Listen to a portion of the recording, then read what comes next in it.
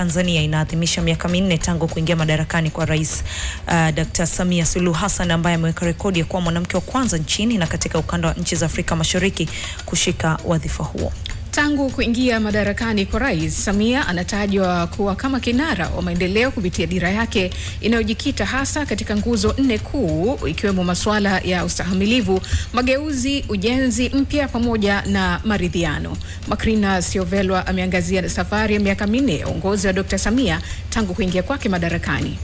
Mimi Samia Suluhu Hassan naapa kwamba nitakuwa mwaminifu katika majonzi mazito na taifa likiwa limetandwa na wingu zito jeusi. Mwanamke wa kwanza katika historia ya Tanzania anashika nafasi ya juu zaidi ya uongozi wa nchi na kuwa amiri jeshi mkuu wa Tanzania na rais wa Jamhuri ya Muungano wa Tanzania. Leo nimekula kiapo cha juu kabisa katika nchi yetu adhimu Tanzania, nikiwa na majonzi tele na nchi ikiwa imetandwa na wingu jeusi la simanzi kubwa.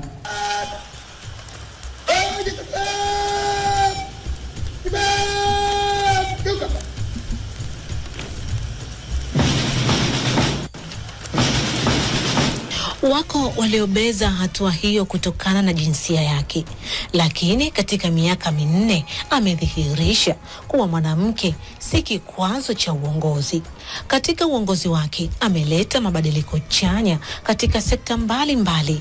Kwenye siasa ameweza kukuza demokrasia kwa kuleta maridhiano ya vyama vya siasa, kuruhusu kufanyika kwa mikutano ya hadhara, na kubwa ni kuja na 4R ambazo lengo lake ilikuwa ni kuleta umoja wa kitaifa na kuondoa mpasuko wa kisiasa ambao ulikuwapo. Nikiwa mdau wa demokrasia ya vyama vingi, naiona fursa hii ya kukutana hapa kwa ni nafasi adhimu ya kujadiliana, kushauriana na kujenga muafaka, umoja na mshikamano wa kitaifa.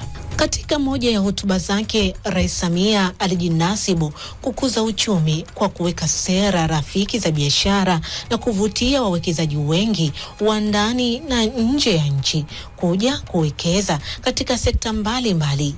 Kwa mujibu wa Kituo cha Uwekezaji Tanzania TIC, inaeleza kuwa kwa kipindi cha mwaka 2021 wakati Rais Samia anaingia madarakani hadi mwaka 2025, miradi ya uwekezaji takribani 2020 imesajiliwa, ikiwa ni sawa na ongezeko la 177.47 kutoka 63.19 ambayo ni sawa na miradi 728 pekee kwa kipindi cha mwaka 2018 hadi mwaka 2021 Januari.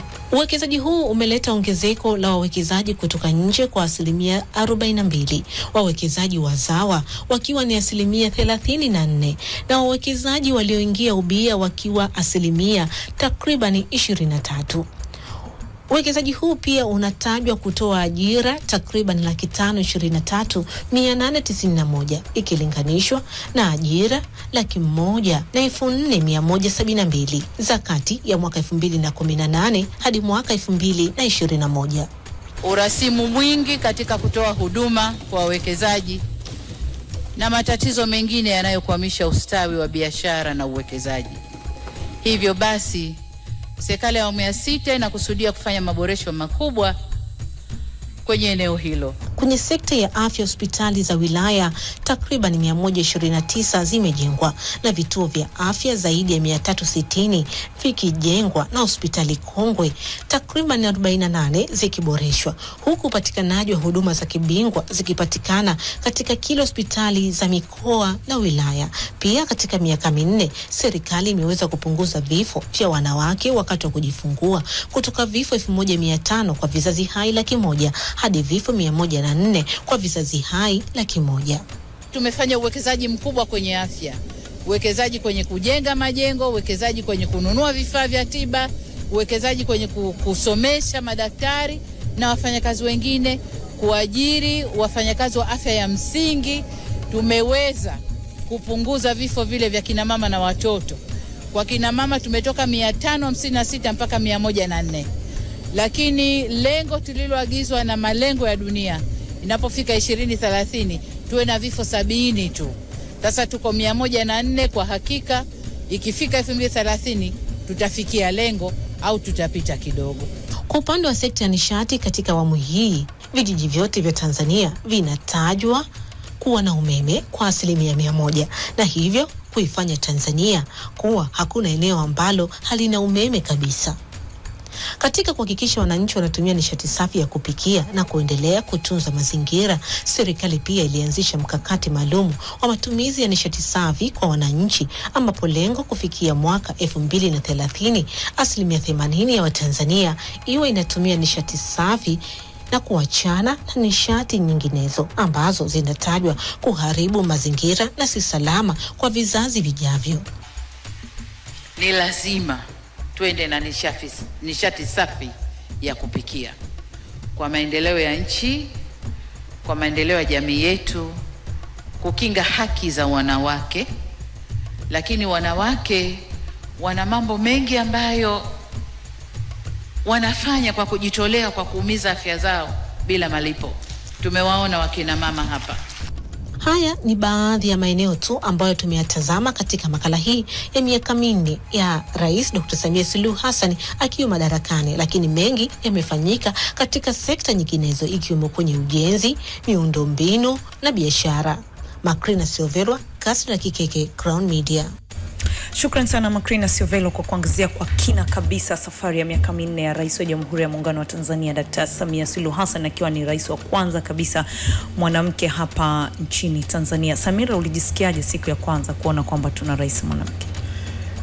Kiukweli kilikuwa ni kitu kigeni, kigeni kwa maana ya kwamba si swala ambalo lilitarajiwa kwa nyakati hizo, na swala la mwanamke kushika wadhifa kama huo si kitu cha kitoto. Kwa hivyo binafsi ilikuwa faraja, na tuliona nilipata hamu na hamasa kutaka kuona namna ipi hasa upande wenzetu wanaume wataipokeaje, lakini nini ambacho hasa kitaendelea baada ya pale, kuona kwamba wanawake tutakamata kweli ile nafasi na kuimudu ipasavyo. Uzuri upande wa pili uko hapa na ni mchambuzi wa masuala ya siasa na uongozi, Majid Mjengwa. Tunajadiliana naye kuhusiana na hii miaka 4 ya Rais wa Jamhuri ya Muungano wa Tanzania Dr. Samia Suluhu Hassan. Majid, karibu sana. Shukrani sana Imani na Samira. Niambie hisia zako personal baada ya kusikia kwa mara ya kwanza Tanzania ina rais mwanamke. Sijawahi kushuhudia. Mimi na bahati Mwenyezi Mungu amenijalia umri wa kushuhudia awamu zote 6. Ya kwanza Julius Nyerere nikiwa na akili timamu, ya pili, ya 3, ya 4, ya 5 na hii ya 6. Sasa tarehe ile ya 17, hizi ni tarehe za kuzishika kichwani. Tarehe 17 kifo cha Dr. John Pombe Magufuli, rais wetu, akitangaza Dr. Samia Suluhu Hassan alikuwa Tanga. Wengi tunakumbuka tulikuwa wapi tulipoona wimbo wa taifa unaimbwa, alafu bendera inaonyeshwa kwenye chumba kidogo hivi kwa nyuma, katika hali ambayo hatukuizoea. Alafu inatangazwa taarifa ile ya huzuni, ikitangazwa na makamu wa rais wakati huo Dr. Samia Suluhu Hassan akiwa Tanga ziarani, kwamba tumempoteza John Pombe Magufuli. Alafu tarehe 19 anapishwa. Yote vile ilikuwa ni matukio ambayo hatukuyazoea, hatukuyategemea kwamba itatokea. Rais aliye madarakani haijawahi kutokea akiaga dunia, kuifariki dunia tangu tupate uhuru, na katika awamu zote ambazo nimezishuhudia wala mapinduzi hayakuwahi kufanyika. Sasa sijui nyuma ya pazia iko siku utakuja kuambiwa kitu gani kilikuwa kimetokea nyuma ya pazia katika ile heka ya mpaka napishwa, alafu rais mwanamke. Alafu tarehe 22 nayo ni tarehe muhimu ya mwezi March 2021 tena. Siku ndipo alihutubia Dr. Samia Suluhu Hassan bunge kwa mara ya kwanza akiwa rais wa jamhuri aliyeapishwa. Akaongea, watu walisikiliza kwa makini. Alikuwa anaonyesha sasa mwelekeo, alitoa picha kwamba atachukua yote yaliyo mema mazuri yaliyomtangulia, sio tu Magufuli lakini waliomtangulia. Alafu tutafanya mapya pia, kutakuwa na yaliyokuwa mapya. Huo ni ujasiri wa kuanzisha vitu vipya alionyesha tangu siku hiyo. na kuyapa mgongo mazoea pengine baadhi ambayo tuliyazoea. Kwa tangu hapo tukaanza kushuhudia na kwangu ilikuwa hisia njema kwa sababu ikawa ni mara ya kwanza tunaweka historia katika nchi yetu. Na kadri siku zilivyokwenda tukaona tofauti na ukiangalia sisi wachambuzi mimi wote waliopita na muangalia kiongozi katika ile leadership style yake namna anavyoongoza kuanzia wa kwanza mpaka Samia. Kwa unamtazama ni mtu wa namna gani kwenye style yake ya uongozi. Is moderate, mtu mwenye siasa za kati kushoto, center left, akijali sana hali za wanyonge, akijali sana hali za walio nyuma. Unaona huyu mwanamlengo huo wakati kushoto na ni sahihi katika jamii kama ya kwetu, walio wengi bado wako katika hali za chini. Kwa hiyo rais alionyesha mwelekeo huo na kuonyesha kukerwa na wale wenye kujilimbikizia ufisadi na kadhalika. Akaonyesha hata kuwa na msalie mtume kwenye hilo, hata piga kelele, alisema atatumia zaidi hekima na kalamu yake, na tumeshuhudia akiyafanya haraka sana. Tulikuwa kwenye hofu ya uviko 19 nakumbuka, hatuna chanjo, lakini haikupita muda mrefu tukaanza kuona ndege ikishuka kuleta chanjo. Tukapata ile faraja kwamba angalau tutapata chanjo. Lakini pia alifungua nchi wakati huo ilikuwa katika hali kabla yake tukiwa tunatengwa kwa namna moja kutokana na msimamo na sera zetu, lakini alionyesha pia Dr. Samia Suluhu Hassan ni mwanadiplomasia mahiri kujenga mahusiano katika uongozi na katika maisha. Katika jamhuri inahusu mahusiano mema na majirani na nchi za mbali yanapelekea ustawi wa nchi. Alionyesha uwezo huo, tukapata hata ule mkopo na masharti nafuu wa uviko ambao yeye aliuelekeza kwenye huduma za afya na mingine ya elimu. Kwa hiyo huyo ndiye rais ambaye tulimshuhudia. Na katika mwaka wake wa kwanza, sasa huu ni mwaka wa 4 tunashuhudia leo, lakini mwaka wake wa kwanza alifanya mahojiano maksus maalum akitimiza mwaka mmoja. Ulikuwa na mwanahabari nguli kabisa wa chombo cha habari kikubwa Tanzania, Tido Mwando, alifanya naye mahojiano pale Chamwino. Tuliyafuatilia ile mahojiano, na pale ndipo Dr. Samia Suluhu Hassan alionyesha mwelekeo wa anataka Tanzania yeye anayoiongoza iweje. Na yakumbuka baadhi ya maswali aliulizwa, moja lilikuwa kuhusiana na uwekezaji. Tumeshuhudia hapa McLean akizungumzia uwekezaji uliokuwa, lakini alionyesha hofu SGR. Alionyesha hofu pia kwamba hao wawekezaji wanakuja kuwakuta Watanzania wa namna gani kwenye uwekezaji. Unahitaji ajira, sasa ajira hata mwekezaji anajali mtaji yake. Dr. Samia Suluhu Hassan, huu ni mwezi Machi ambao tunasema kama ni mwezi wa wanawake. Rais Samia ameonyesha imani kubwa sana kwa wanawake, kuwapa nafasi katika sekta mbalimbali, kwenye uwaziri, kwenye ngazi mbalimbali za kufanya maamuzi. Unadhani hatua hii inatupeleka wapi katika ile ajenda ya 50 kwa 50? Ni mwelekeo mzuri Imani, kwamba ametumia nafasi hiyo pia kama rais wa jamhuri kuona na yeye ni mwanamke, ni nafasi yeye ya kusukuma mbele kidogo kwa kasi gurudumu lile hali ya kuwa na wanawake katika sehemu mbalimbali, nafasi mbalimbali. Lakini sio hao tu, kwa maana viongozi, lakini makundi ya wanawake yaliokuwa nyuma anaonyesha wakiwatetea.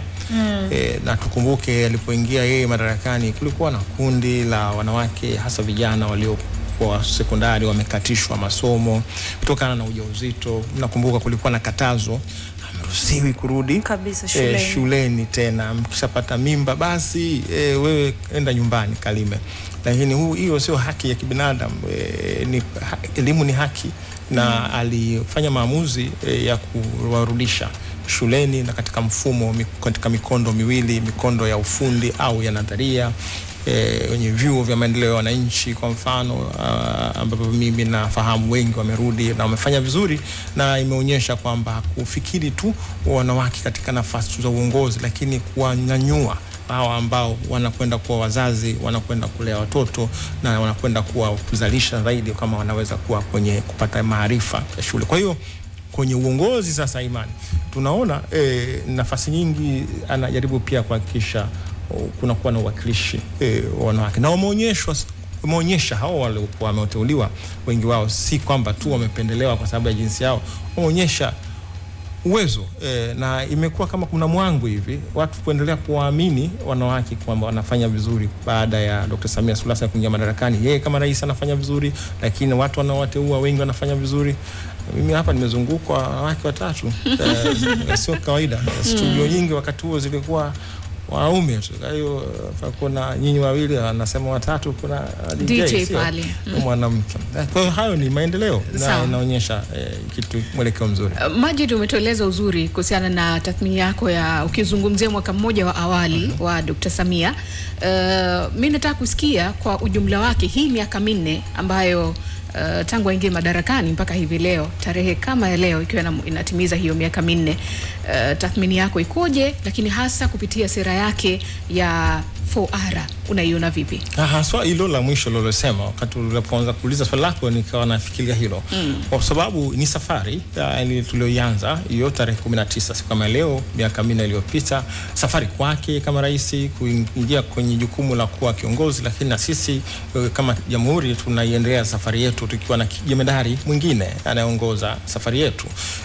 Sasa safari, unapokwenda kwenye safari kunakuwa na malengo na falsafa, tunataka tuende vipi, namna ya kuenenda. Kwa hiyo yeye akaja na hizo R4 4R kama reconciliation, maridhiano, alafu kuna reform, mabadiliko, alafu kuna resilience, ustahimilivu, uvumilivu, alafu kuna rebuilding, ujenzi mpya. Yote hayo tunayaona katika anayoyafanya sasa. Yaani unatafsiri ilo ya kwanza maridhiano. Mimi binafsi nayaona hiyo ndio mama wa ara zile nyingine zote. Kwa sababu yote tunayoyafanya yanaanzia na mazungumzo. Maridhiano ni mazungumzo. Na mwanzoni kuna watu walidhani kwamba inawahusu wanasiasa.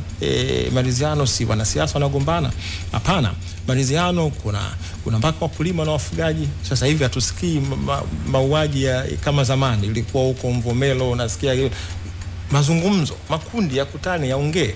Lakini maridhiano ni pamoja na taasisi mbalimbali, watu kukua na falsafa, thinking, fikra za kukutana na kuongea.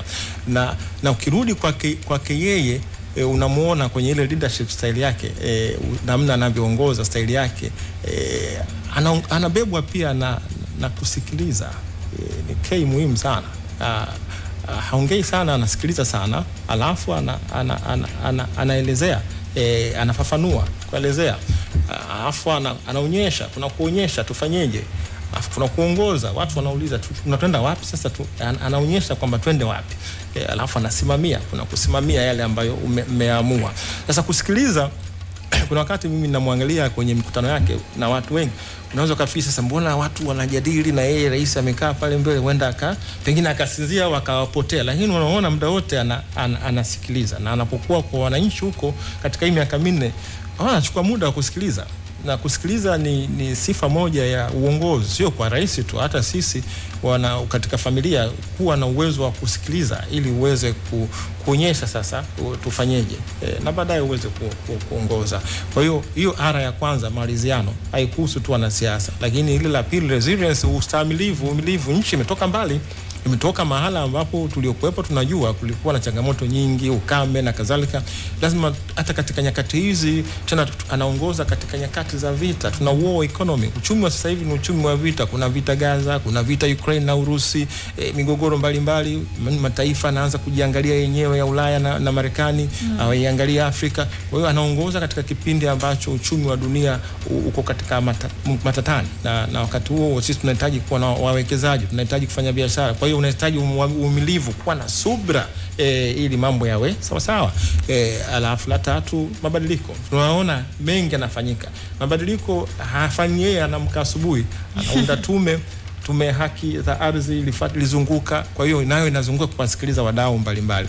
Tume mbalimbali zimepelekea mabadiliko ya sheria na taratibu, lakini ameongea kwenye hiyo taarifa iliyotolewa na Macrae, kuweka mazingira mazuri ya watu kufanya biashara. Kodi hizi ziwe wakusanya kodi wawe na urafiki badala ya uadui na wanaofanya biashara. Vitu kama hivyo vimeifungua nchi, lakini diplomasia pia imetumika, amefungua nchi kidiplomasia. Tumekuwa na mahusiano mazuri na nchi nyingi.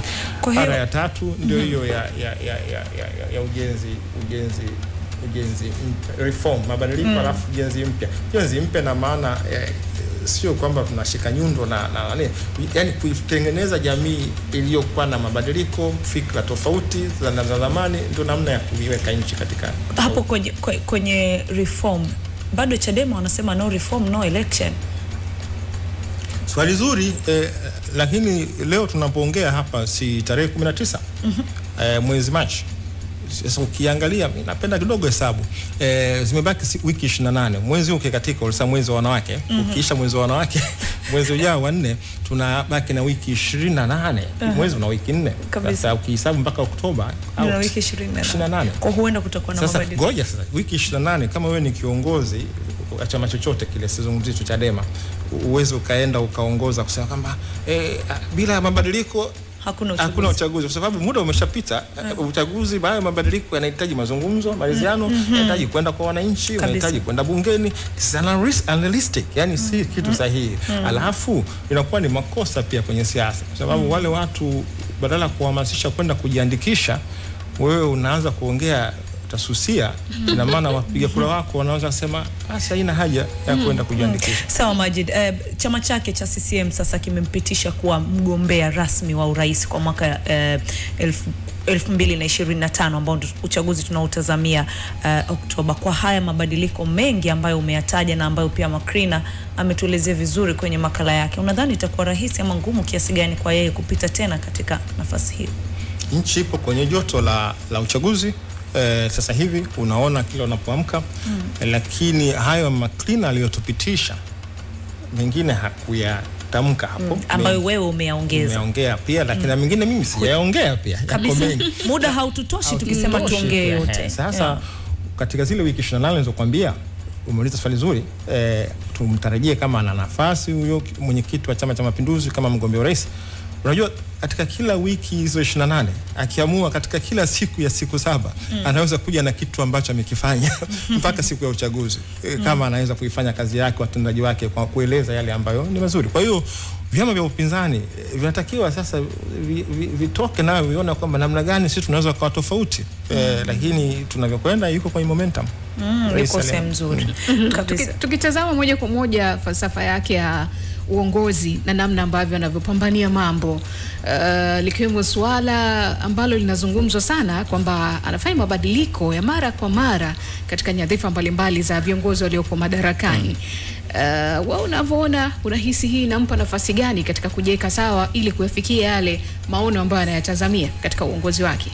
Hakika na sisi watu wa mpira wakati mwingine kwenye uongozi tunarelate, tunaangalia pia na mambo yetu ya mpira.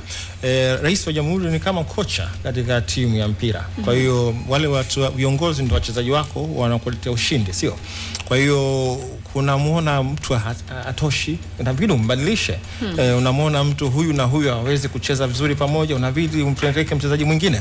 Kwa hiyo ni kazi ya Rais wa Jamhuri kama kocha wa mpira, angalie ili apate ushindi nani anafaa. Na kuna wakati aliwahi kumwambia mkuu wa mkoa wa Iringa Serukamba, anamwambia wewe ni kupeleka Singida kule, unaonekana damu yako na watu wa Singida hivi. Kwa hiyo hakuweza kucheza vizuri kule. Kwa hiyo wewe tukupeleke kwa Wahehe kule, alafu kule tunampeleka mtu mwingine. Kwa hiyo unatakiwa uwe na mbunifu kama kocha wa mpira, kwamba nani pale nitampeleka, nani atafanya vizuri.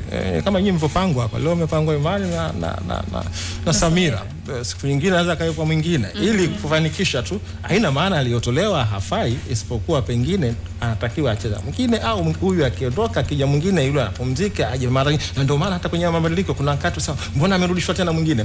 Na maana aliwekwa pembeni ili aangalie wenzake wanavyofanya, alafu arudi tena. Katika nyakati ambazo amehudumu hii miaka 4, unalitazama jambo gani ambalo wewe binafsi ukasema hili jambo zito sana, hasa yeye kama mwanamke, lakini mwisho wa siku kaweza kafanikisha na jambo likakamilika?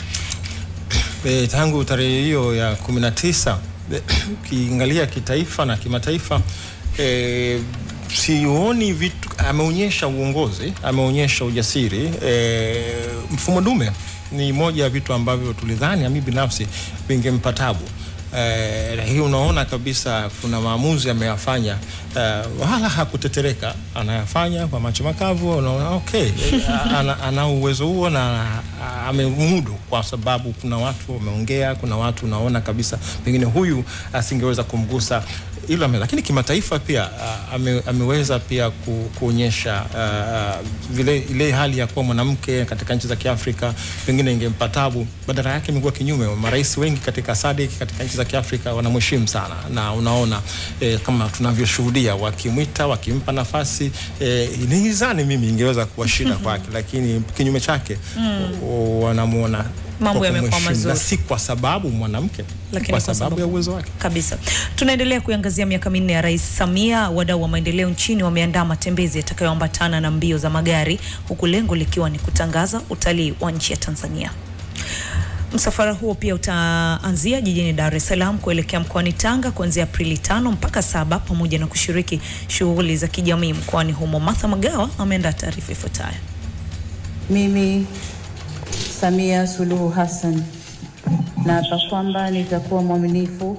Ni Amiri Jeshi Mkuu wa Tanzania. Siku kama ya leo miaka 4 iliyopita, Dr. Samia Suluhu Hassan aliapishwa na kuwa rais wa Tanzania na Jaji Ibrahim Juma katika ikulu ya jijini Dar es Salaam. Mara baada ya kuapishwa ilipigwa mizinga 21 na kukagua gwaride maalumu kwa mara ya kwanza akiwa kama Amiri Jeshi Mkuu wa majeshi ya Jamhuri ya Muungano wa Tanzania. Katika kusherehekea miaka hii 4 ya Rais Samia, taasisi ya Samia 4x4 wameandaa msafara wa magari ya 4x4 kutokea Dar es Salaam hadi Tanga, ambapo msemaji wao Salim Kikeke anaeleza shughuli watakazofanya. Tutaandaa msafara mkubwa kabisa wa magari ya 4x4 tarehe 5 mwezi wa 4 mwaka huu. Magari takriban 100 yatatoka hapa Dar es Salaam ya 4x4 kwenye msafara inaitwa Grand Parade. Unaweza kuipiga picha tu kutoka hapa Dar es Salaam hadi Pangani. Tunajua kabisa hivi karibuni Rais Dr. Samia Suluhu Hassan alizindua ushoroba huu, hii corridor ya hapa ya kupita Bagamoyo mpaka Pangani. Kwa hiyo sisi tutapita katika hifadhi ya Saadani tarehe 5 nimesema, na tutapokelewa kule Pangani na waziri wetu wa maji Mheshimiwa Aweso atapokuwa. Sasa mambo yatakayofanyika katika msafara huu, nimesema kutoka na magari 100, na tunachotaka kuonyesha tuonyesha mambo mengi sana, tuonyesha utalii na nini, lakini ni kuonyesha mshikamano wetu kama wa Tanzania. Na kama nilivyosema tutapita Saadani. Mimi huwezi kuamini sijawahi kupita Saadani, itakuwa pengine ndo mara yangu ya kwanza, lakini ni kuonyesha utalii wetu wa ndani. Kwa hiyo tutapita katika hifadhi ya Saadani. Ni Aprili 5 ziara hiyo itaanza, ambapo msafara wa magari zaidi ya 100, lengo ni kuonyesha mshikamano na kuonyesha utalii wa ndani.